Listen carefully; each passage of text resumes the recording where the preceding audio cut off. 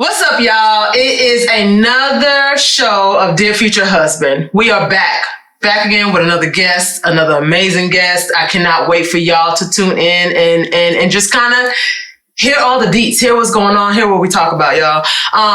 Thank you for being back for another week. Thank you for subscribing, because you did subscribe, right? And thank you for supporting Dear Future Husband through season 3. I appreciate y'all. So let's get to my guest, y'all. What's up, D? What's good? How you feeling? I'm good. How are you feeling? I'm excellent. Amazing. Excellent. Amazing. So thank you so much for being here, first of all. Of course. I'm excited to have you. If y'all don't recognize this face, this is Dear Son, okay? This is the host of Dear Son. And we're going to tell you more about that later on, but I'm just excited that you're here, D. Let's get it. Let's get into it. You ready? Yeah. I don't know. We're going to find out. Okay, let's do it and then see what happens. So you are currently married. I am. How long? 18 years. It'll be 19 March of 2024. Sir, you don't look like you have 19 years of anything. I just did this morning. Like, don't crack me. I brushed my hair this morning. Cut it, then brush it. Okay. No, you don't look like anybody who's been in any type of relationship for 19 straight years. You don't look that old. But they say I don't look like what I've been through. That part right there, baby. That part right there. Did you get married young? Yeah, 25 I was. We got married 2005. Quick math. Yeah. Okay. I turned 26 that year. Mm-hmm. Okay. So you've been married for... Going on 19 years. 19, going on 19 years. It'll be 19. It's closer to 19 than it is to 18. To anything else. Okay. And then you have kids? Several. Got 5 kids. Several. It's a lot of them. 5. What are the ages? Like from what's the range? Today they are 20, 17, 16, 10, and 9. But the 17-year-old will be 18 within a week of this recording. I don't know how it's going to be released, but by the time this is out, she'll be 18. 19. Oh, yeah, okay. That's awesome. Yeah. That's awesome. Okay, but y'all are a blended family. Yeah. Right? Yep. So can you kind of, I want to get into like how y'all met. How did you meet your wife? High school. We went to the same high school. She was 2 years behind me. She didn't know what she didn't know, so I had to wait till she, to life taught her that I was the one. That's it, baby. Yeah. But now we when she graduated from high school, we became a thing. Okay. Shortly thereafter, she went into the military. Okay. We didn't last with her going in the military initially, right? It was some influences that kind of pushed her to figure out life, right? And in hindsight, I appreciate that. In real time, I think it was crying. Yeah, he's hurt. It was hurt behind that. But we had a relationship before we got married, had some time apart. During that time, she had a child with somebody. Okay. When she came back into the picture, I accepted the child. So, I think a lot of why I accepted is because we had some kind of foundation. I don't know that it would have been the same had I not known her before where I was in my life at that time. You don't think so? At that time, no. Because you were young? Yeah. You didn't have, I'm assuming at this point you didn't have any kids of your own? No. Exactly. And the cool thing about her bringing a kid into the situation is like I had 2 first. So her daughter was my first fatherhood experience. And then we had a firstborn for me after our second child. And I don't speak in terms of step or anything like that. I hate step. I hate step, son, step. If we're going to be together, this is my child, this is your child, period, And I had that time to invest in her and her accepting me to where she couldn't feel different from another child because there was no other child for me to treat differently. So I only went into it learning to be a father with her as my first child. And like I said, I got the bonus as having a firstborn experience too with my wife. And then we had 4 together after that. So let's go back to your firstborn, or the first child. To the first child, yes. Yeah. To this day, y'all have I mean, is it like a close relationship as if you fathered her? Yeah. And the thing is, now she's old enough where we can have those conversations about the things that I was a little nervous about during that time because her father was alive. Involvement, that's not my story to tell because now she's an adult. And if she chooses to tell that story, she'll tell it. But she knew me as the father. Okay. We didn't hide. There was no keeping her away from her biological father. It just didn't happen that way a lot. Yeah. Okay. But she looks at you are daddy. That's it. Period. Dot. Yep. And when she introduces you, that's my dad. Yeah. And when you introduce her, that's my child. That's my daughter. I got 5. Okay. The only nuance is we couldn't change her last name because there was no way her biological was going to sign off on that. Yeah. But so that's it. That's like the that's it. Yeah. If you can even call that a regret, it's just a difference, a nuance. I like that. Let me tell you why. I'm all up in your business about that, because I am a product of the same type of thing. Gotcha. So my dad here in Arlington, who I call my dad, and if anybody meets him, that's my dad. It's not my biological father, but he's the one who came in and stepped in from when I was about 6 years old up from now, Yeah. I'm 43. So he's still like, and he references me as his daughter. Yeah. And that's my dad. And I like that. I feel like it would have been different if he would have made that separation himself. Like, no, you're not my kid. Right. that relationship would have been different. So I commend you and I applaud you on that. Yeah. That's amazing. But you don't think that at that age, had it been anybody else coming in with a child, you would have had that same story with them? I don't think so, because that hurt was like my first real hurt. And she was the first person I was with that I was like, I'm going to marry this person. Okay. It was like that. Families accepted each other. My family was in love with her. Okay. So there was a lot to it. Okay. You know what I mean? To call back when she came back into the picture. It's like, yeah, I remember this person. It wasn't anything malicious. It was, she was 18, 19. I was 20, 19 turning 20. And life. You know what I'm saying? So life, military. And then y'all were young, though. Very young. I mean, how do you? I can't even remember at 18 to 20. Yeah. I mean, you know what I'm saying? Like, don't remember. You just learn. You're still learning so much at that age, you know, and you're still learning about yourself. You're still learning about the opposite sex. You know, like if I knew then what I know now, right? Yeah. And neither of us had gone through the phase of however you want to categorize that phase, whole phase, whatever you want to call it, where you're getting to know a lot of people. We both identified each other as our person. Okay. So she was intentional, I was intentional. So I didn't feel like I was missing anything. Then after, when we had that separation, it was like, oh, streets. Streets is out here. But did you, streets is out here. The streets is available. Right. But so this was your person. Yeah. It didn't work out at that time. So now you for the streets. The streets is for you, right? And then she doing whatever she doing, right? So while you was there, were you just there for the sake of being there? And be honest, right? So were you there for the sake of just being there because it didn't work out here?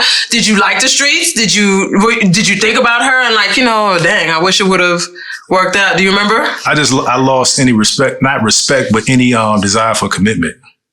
So at that time I was in what could have been a career job. Like I was in a house, like a literal house by myself.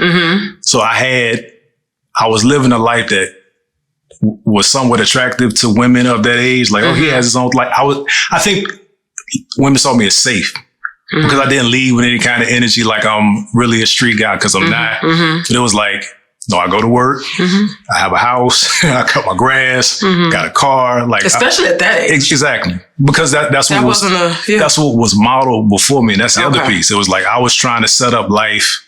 I was living life at a very early age. Like I was going to be married and be that kind of person. So I think it was kind of, it was attractive. Like, he got his own house, he got his own car. Yeah. And I'm still in college. The girls are in college. It was a cool thing. So I was like, but you're not going to get me like that one got me. So we cool to an extent. Like, the time you leaving in the morning, but. You still here? Yeah. We kind of talked about it. Yeah. And I'm not trying to glorify that by any stretch, but that was 20, but that's where 21. You at. Yeah. Period. That's interesting. So you, because of what happened with her, you were never again going to allow another woman to get that close. Not in the next 2 to 5 years. Not 2 to 5, baby. No. Not that you had it. Not 2 to 5. Yeah. That's a real thing, because looking at when my parents got married, when my sister got married, I think I looked at a lot of life as this is supposed to happen. Like this. Yeah. And it didn't happen like that. Right. Yet, because you didn't know what was coming down the line. Right. So how long would you say that little phase for you lasted? Quick math. Be sure the years is right. I know. It was such a long time ago. About say 2 years of solid what these streets doing. And then I got to where I was like looking for that person to spend my time with. Whether it was not necessarily trying to be married, but like I want to deal with the same person throughout the week. So how did y'all end up getting reconnected again? She got stationed back in the area we're from. So we're from Hampton, Virginia, 757, which is a big military town or area. And most people say that's where you get stuck. If you get signed that base in the Air Force, you don't leave. We just happen to be from there. She went away for the first assignment, and then she came back there. And her friend let me know. She was like, hey, so you might run across her, but she has a little one now. I was like, oh. And at that time, it was like, good for her. You know what I'm saying? It wasn't, it just. You wasn't thinking about you. And I knew I had already accepted that life was moving different for us. And then, you know, we had a conversation about how we felt about the way life went and decided we wanted to try it again. That's awesome. Yeah. I like that story because it gives hope, right? What you thought was not for you and was done. Yeah. Actually circles the block. And sometimes circling, because it's so many negativity out there about circling the block. Yeah. I just saw a reel actually, just like a couple of days ago about a man saying that men, and I'm not saying that you did, but men generally circle the block. Like that's, y'all love to circle the block, you know, but I like that this circling the block ended up with a happy ending. Does that make sense? Versus the way they put it is like circling the block is like, he ain't got nothing else to do, so he's circling the block. Yeah, because I never really questioned her character. Like it was, we both had to grow. So I had to accept what the military was doing. I didn't have any control over that and where the military was going to take her in life. So, I mean, it wasn't like she was a bad person that intentionally hurt me. Right. It was like, life said, here, take these 5 cards. Sit on it. Okay. So now, fast forward, y'all been married this entire time, ended up in Texas, right? Yeah. Got, more kids from this. What does it look like now, though? Now it's an interesting place in life. I came out of, so to kind of frame it, when she came out of the military, when she decided to get out of the military, that was a choice that we made together. So that was at child number 3, which was our first son. So we had girl, boy. Okay. 2007, she had done 8 years, she got out. Okay. Right. And then it kind of switched to being a single income household, and we lived that life. We moved around a bit for job opportunities for me. So we were from the 757, we moved to Northern Virginia, which was more conducive for government contracting. So that was the space that I was in for a long time. And she worked kind of on and off through that as we made those decisions. But when we moved overseas in 2015, it just wasn't going to happen. We moved to Dubai and we lived there for 3 years. And she became a traditional caregiver, and the kids were homeschooled. Okay. So we went with 5. We had 5 kids at this time. 3 of them were in school, and then we had 2 that were under 2 years old at that time. So that was the life, that was her role for that time. Came back in 2018. That's when we moved to Texas. I was doing well, moved up into the executive space in my job. So everything was working financially. But it was coming to that point where the youngest were in school, right? And it's like now for her, which I can't speak on her behalf, but just my understanding of what women go through trying to connect with something again after being a mom or after for so long, long, right? So it was like I could see that was starting to weigh on her. What was she going to do? And she's been very creative. Like she makes clothes, she makes jewelry, she makes home goods. And it was like, what has this become? Right? There's no longer the kids all day, every day.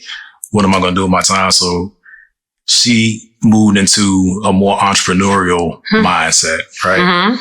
I've always had it, but I've always had both corporate and I was an entrepreneur on the side, which for me was kind of an excuse. Right? Because I could throw money at something that I wanted to try, but if it didn't work, I still had corporate. Okay. Right. For her, everything that she tries is that thing, right? It's a make a miss. Right. Do I keep doing this? Do I keep putting more effort into it? October 2022, I was exited out of corporate. We had gone through acquisitions. We went public. Then we got acquired by a private company again, dual layers of leadership. So I got exited, and that was like, all of this tough talk that I have about being an entrepreneur and doing my own thing. Here you go, buddy. Now you finna face it. Figure it out. So we had some cushion to figure it out. But now it's like we're solely relying on what we produce as entrepreneurs. Your creativity at this point. Creativity is one thing, income is another. Yeah. And hopefully creativity translates into income, but that doesn't always. Well, when it don't. Yeah. When it don't. So this has been a year for me of like being humble. Because it's when you can rely on that every 2 weeks. Listen. And I don't think people understand. I don't think people who don't because you didn't even understand. When you were doing it part-time, you didn't even fully understand because. Didn't care. Right? Yeah. Like if it panned out, it panned out. If it didn't, if you want to do it and it wasn't working, I mean, you have money to throw at it, right? Yeah. But now I don't think people understand. Listen, being an entrepreneur is not, listen, let me talk to people. Being an entrepreneur is not for the weak, okay? Social media glorifies it. And I'm an entrepreneur, baby. There's a lot of sleepless nights. It's a lot of crying into your pillow. It's a lot of the bank account don't look like what the bank account in your head. Yeah. And then you have a family of 6, 7, including you, right? But 6 other people that you gotta. Because if this don't pan out, then what? And right now o'clock, that's life every day. Cause it's not like, and that's another thing coming from when you ascend the corporate ladder, like I left with the pride and ego attached that was like, this is who I am. And that's another thing. It was my identity, right? Because that title meant something not only in the office space, but in the industry. You showing up at these events or whatever, and I've always been one to not rely on the title, but I didn't realize how reliant I was on the title till the title was gone. There you go. Yeah. Wow. I never managed like that. Like I'm this. No, I understand. Yeah. I understand exactly what you're saying. But I understood it. But now it's like, how do you introduce yourself to somebody as something you're trying that you have no real results in? What do you do? Because that's a question all the time. What do you do? And I'm like, I used to be I was because I knew the title would connect. Now it's like, I'm more confident now, but like just going through that transition. But it had to get you, you had to go through whatever you had to go through to get here. Yeah. Wow. Because I always tell people, as an entrepreneur, like, again, it's glorified on social media, and people spend a lot of time on social media reading whatever people are saying, and it's different when you have a corporate job and that's paying all your bills, and then you playing in this part time, but you're saying you're an entrepreneur versus when you 100% entrepreneur, it's do or die, baby. If this don't happen, my child don't eat. Yeah. And I don't think people realize, like, all these things that you see, the trips that I take, the clothes on her back, the clothes on my back, right? The cars I drive, the house I live in. That's because of this. But even when you get to a place where you can wake up and do something today that takes care of the day, at some point, what you're doing today has to be taken care of 2 months from now, 3 months from now. You got to be able to see it like that. And for me, that's the struggle of, man, this was a great month. The next month, dog. right now. I believe some things are going to happen, but when you're in corporate, I mean, it takes an act of Congress to. Well, I shouldn't say that. In the government side, it does, but there's a higher belief that what you're doing today, you'll be doing 2 months from now in corporate, and it's still going to work. Like, I'm gonna get up today and go to work. I'm gonna do these things. 2-3 months from now, next year, I'm probably gonna be doing this. But when you're doing something, especially something that you're passionate about, and it's not connecting as quickly, that's another thing. Because now it's, hey guys, we've had this lifestyle, and now what provided that lifestyle is gone. But what are we doing about the lifestyle? Because the longer you live that lifestyle, the quicker you erode whatever cushion you had. And that was another struggle I had. I was like, man, I assume things again from corporate because of how I allowed that to be my identity, is that my children, my family respect me because I'm providing these things. That's heavy for y'all though, right? As a man. The providing aspect. Yeah. Because for I'm going to see a lot of us. For me, that's what I did very well. You're a provider. The money gonna come in. The money gonna come in, and we're okay if no other money comes in. What is that? Listen, we're finna get into this. Because I'm a woman. So what I do know is that if most men, if they can't provide, that's a blow to their ego. It was the mine. So is that because that's what's been instilled in y'all? Because as a woman, I'm not a provider, right? Well, that's not, I'm a provider, but I don't care if I'm not the provider, I'm okay. Like, I'm not gonna, you know what I'm saying? Somebody steps in and decides to provide and be like, okay, thank you. It's been a good ride. Yeah. You've retired me, you know what I'm saying? But, so for you guys though, what was that instilled in you? Is that just something that, just as a man, that's just how you're born? Like, where does that come from? Again, I don't speak for all men because I haven't spoken to all men. Okay. Right. And I'm an expert at speaking about what I've done or haven't done. That's what I saw my dad do. Like I never saw my dad take a sick day that wasn't related to surgery, where he physically couldn't move. Right. And it wasn't like work from home during his era. I ended up working at the same place as my dad. One day we both go to work. They let him go. He'd been there 25 or 26 years. He was like 5 years short of early retirement. And they told him, your position as a luxury we can no longer afford. That's what they told him. He said, you can go home today or you can come to work the next 2 weeks. It's going to look the same for you, but you're out of here. And I'm still working there. So I'm like 22, 23 this time. So that was a big life lesson for me, right? And I had to watch him start over. He never complained. He came to work, but I had to watch him start over in his mid 50s, going to another career, and just the ethic, going to school at 50 something, figuring life out. And, as he tells the story, he said he was more blessed from that period on than he was. Like his earning potential, a lot of things happened in the second half of his career, his second career, that wouldn't have happened on a trajectory. For the better. Yeah. But you don't know, he didn't know that for the 3 years that he was trying to transition. And so for me, that was the model I had. Okay. He was a good husband, good father, but we didn't talk a lot. Okay. So it was left to me imitating what I saw.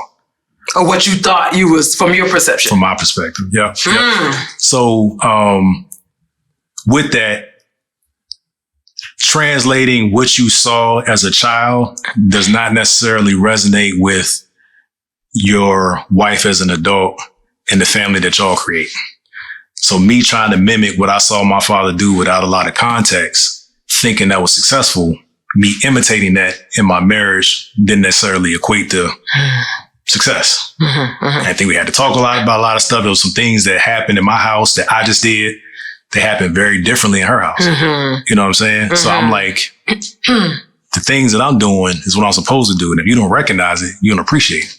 But she's seeing it from a lens of, that's not how I grew up. Everybody did everything. And why aren't you doing these other things? So, okay. So I'm saying that to give context to my frustration growing in not necessarily understanding how to be a great parent or husband. I did corporate well. Because I could do these things and I get promoted and then there's money attached to it. Like there's a very clear connection to the result. Yeah. And I kept getting promoted. Then I had these other opportunities. So I'm like, I'm doubling down all of this. So now my 8-hour workday became 10, 12. Right? And now taking opportunities overseas because that's more money and advancing and all these other things. And I look up and I'm like, man, I'm struggling in these other areas. And instead of addressing these other areas, I'm like, man, but I'm a rock star at work. I'm bringing in the paper. So let me just do the best at work and somehow it's going to pan out. Right. And then when COVID hits, as for many people, I stopped traveling so much. I stopped running from the challenges because I could detach during a work trip instead of addressing an issue. Okay. Right. Because if I'm traveling 7 to 10 days out of the month, I know at some point a trip is coming up. So rather than sit down and have a conversation about, hey, I feel like this or this is whatever the challenge is, I'll just wait for a trip. And then I wouldn't be so anxious about it. I wouldn't have so much energy for it with the time and space, but it never really resolve stuff. Yeah. So for me, I put so much stock in being a provider because I thought that somehow it was gonna, I hate the word balance, but it was gonna offset while I was struggling. That's interesting. That's very interesting. And so now you guys are both in this entrepreneurial world, both of you, right? Yeah. What does that look like for you? Because at one point I thought I wanted to date an entrepreneur because I'm an entrepreneur, right? So I thought, and then I dated one and I was like, okay, maybe more 9 to 5 is my jam, right? Right. So then I dated a 9 to 5 and I'm like, okay, there's no difference. I thought there was a difference, it's just about finding somebody who understands what it is that, for me, in my position, finding somebody who understands what I do and respects what I do enough to allow me to do it, right? Without nagging and being jealous and intimidated and all that, right? That's what that looks like. Whether that person works 9 to 5 or whether that person is an entrepreneur, because it comes from whomever. All of that can come from even somebody that's an entrepreneur. Yeah. So what does it look like now? Because clearly your case is different. You are already in a long-term marriage, right? And now it's just that both of your lives are now transitioning into entrepreneurial grounds, right? So what does that look like in terms of your relationship? Yeah. So because it's stressful. Absolutely. Stressful. Shout out to my wife. Biggest challenge for me, I have no problem. Me speaking about my shortcomings and how I'm working through it is therapeutic for me. So I speak from that reference, not like woe is me or feel sorry for me, but I'm just hyper aware of where I'm effing up, quite honestly. Biggest challenge for me is becoming the supporter and the one that champions her. Because it was the other way around for so long. And I never equated her rooting for me as creating, it's not even nowhere near jealousy, but I never had to experience what it was like to not feel that way. Somebody supporting me like that. To just be the supporter. Right? And all of her life that was put on hold or pause of what those dreams were, and to look up and now it's 6 years, 7 years. Who am I? What am I doing? What am I? What's my purpose? I never had to say I'm only a father. Right? I could today, I could still show you my resume. You may be like, hey, okay. But to be that for her, I struggle. Not because it's foreign. It hasn't been that way. Not that I don't celebrate her, but it's like needing that push that constant reinforcement, that belief, because I'm still trying to process how am I going to replace this income that we're used to without having an expectation that it's on her. So my expectation is still that it's on me to figure this out. Alone. Not excluding her, but because that's what I signed up for. Yeah. We had that conversation. Yeah. So me taking my life in a different path in parallel with her growing as a person, as a woman, as an entrepreneur, and finding her place in the business world. How do I do both? That's my reality. Okay. And she has a lot of potential in what she does. Like whenever we go to marketplaces, because it's a very see it, understanding kind of thing. She makes like I said, jewelry and all these other things. So when we show up, everybody's, this is a great product, they're buying it and whatnot. So it has potential. She sees the way that she wants to operate it. I see a way that it could be operated. But because she was patient with me, figuring out my entrepreneurial stuff, like the things that didn't work for me, I could figure it out because it didn't impact the house to a large degree. Right. It was a discretionary income. Now it's, I don't know, directional income. We try to figure out where it's coming from. So that's what that's the challenge for me, and I can't imagine how it is to be in her shoes. I don't, and that's why I say I told you I'm very careful not to speak on her behalf when it comes to that, because I can't even understand it because it's not something that I can reference that I've been through. Yeah. No, listen, I appreciate your candidness because I feel like you have brought up some things that I didn't even really, I didn't realize, right? As far as like, because y'all are providers, right? And it's inherent in most of the men that I've dated anyway, right? It's been pretty inherent in them that because of that entrepreneurial journey, whether it's the man that's the entrepreneur, the woman that's the entrepreneur, or both, that perspective is just, that's a different perspective. I didn't even realize that. And what that looks like for y'all as the providers. Yeah.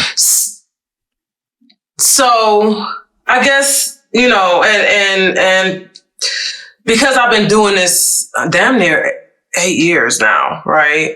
Which is a long time, and I'm blessed that I've made it this far, because as you know, I don't. 2.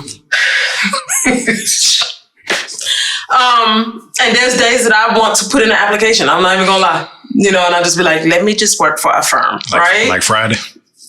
Up to me. That was your Friday? Am I still popping out here like that? Am I?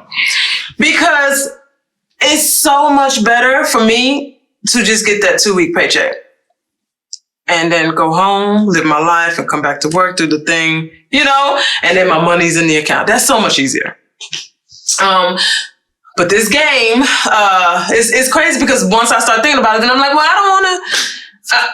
I can pick up my daughter from school. I take her to school. I'm at everything that they have at the school, and they have a lot of things. They schedule a lot of foolishness. Okay. Yeah,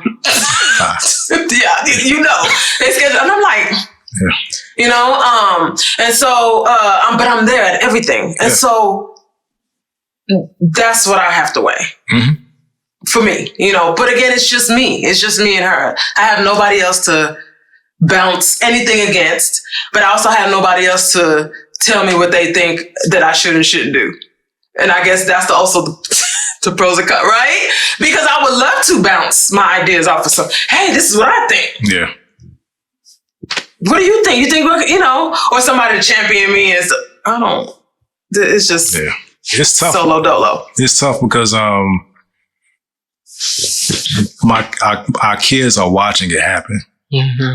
So in real time. It's I see how different they are having 2 parents that are that available to them, and it's like the ultimate the ultimate solution would be for me to be a stay-at-home millionaire. Come on. that takes kids to school and split the chores. And do what? And splits the chores. like that would be the ultimate. That's it. The ultimate solution. And until we get there, the millionaire part, loading, we're gonna figure it out. That part. But it's they're at an age where they understand and they can process if I'm quitting or not. And I can't do that to them. You can't show that. Yeah. You can't show that. And with all the success in corporate, the one thing I couldn't hand them is my job. That is true. And clearly my job can dictate how long I'm going to be there. Yeah. So I have those days where it's like, well, maybe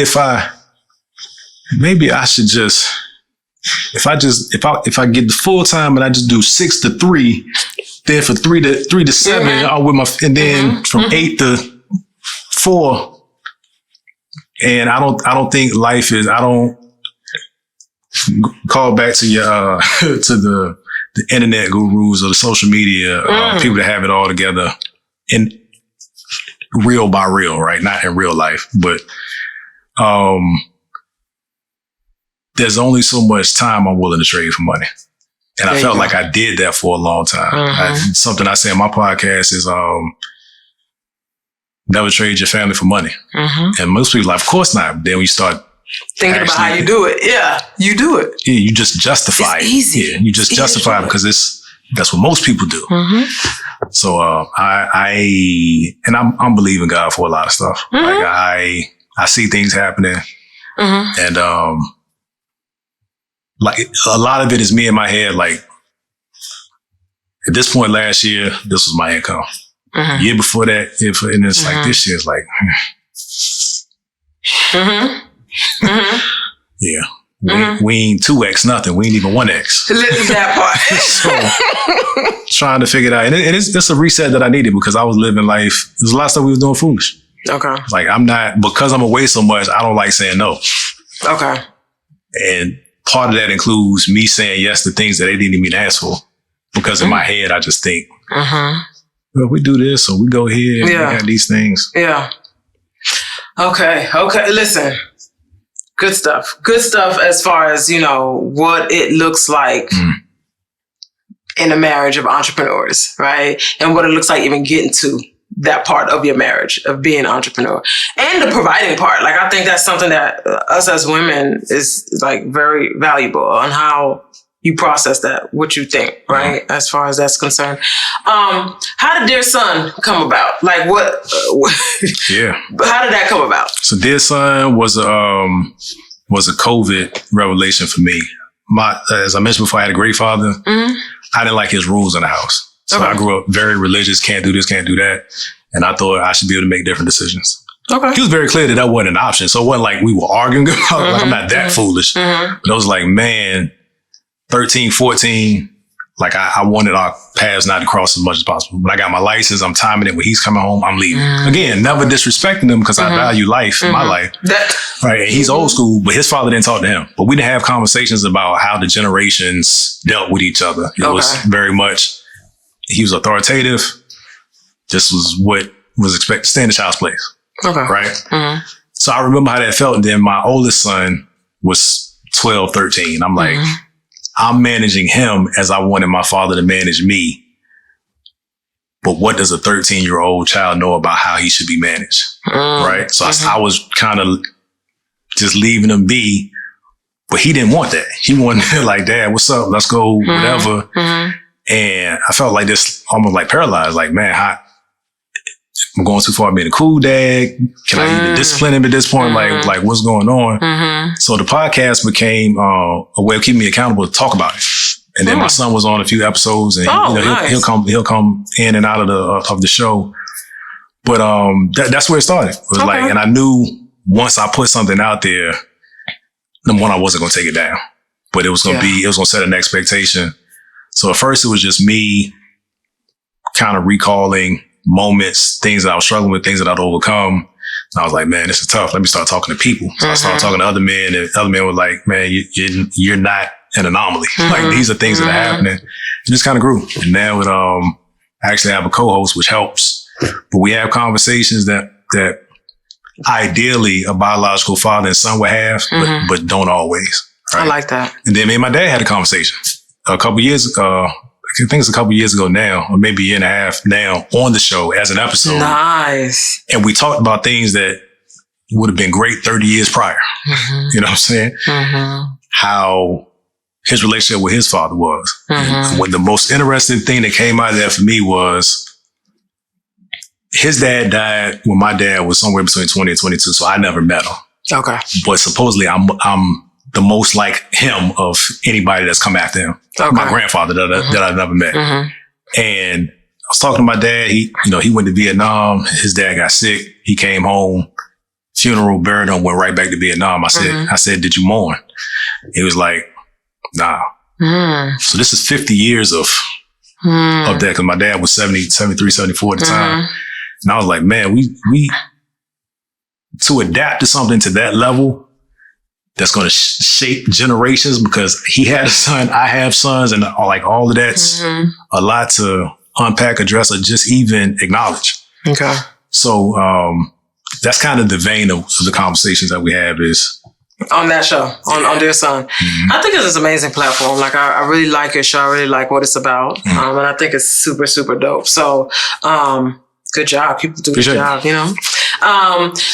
Where can people catch Dear Son on? Dear Son on YouTube, Facebook, Roku, the Dear Son Network. Okay.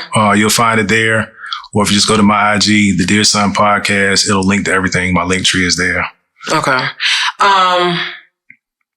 The network. Yeah. What is that about? So the network is where, so it was what do I call it? It was the